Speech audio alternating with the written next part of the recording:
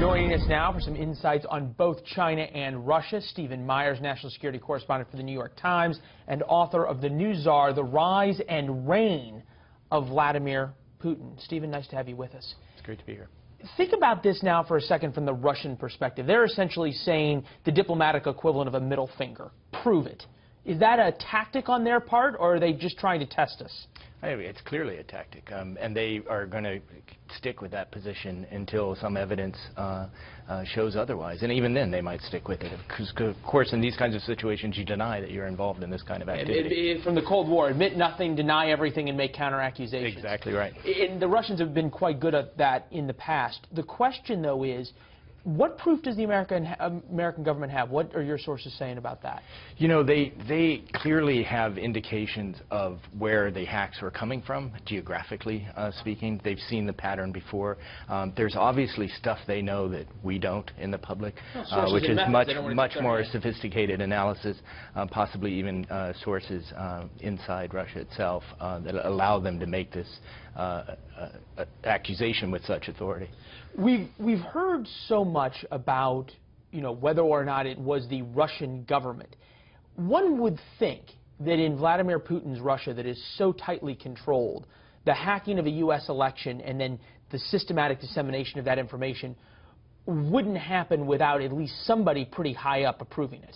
And that's what the United States government has said. And it's true that in Russia you have a very tightly controlled political system. But that is especially true with the security services.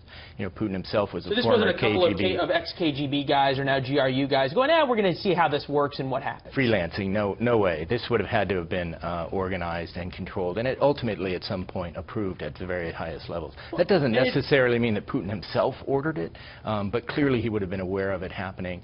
And for somebody to take such an active role against what they consider to be their main adversary would have had to have been approved by the Kremlin because of the consequences of it. Speaking of consequences, we've heard from Vice President Biden before the election, President Obama now after the election, about possible U.S. retaliation. Mess with us, we can mess with you. There was a great piece out recently in Slate which said, while the U.S. has the largest cyber rocks to throw in a cyber war, we also live in the glassiest of crystal houses when it comes to a cyber war. Did the Russians feel a level of impunity, if you will, because of that? It's hard to say if they feel a sense of impunity. I think they test the resolve of their adversaries all the time. That includes NATO, that includes us. President Obama yesterday talked about what the capabilities they do have, and I think they were willing to use them, and maybe they have already. There have been some suspicious leaks on the Russian side involving Ukraine and so forth already, and some have speculated maybe those are the initial signs that of the U.S. leaking material. Think about this from the Russian perspective, though. We didn't do anything in Crimea. We really haven't done anything in Ukraine. Certainly didn't do anything on the Red Line in Syria.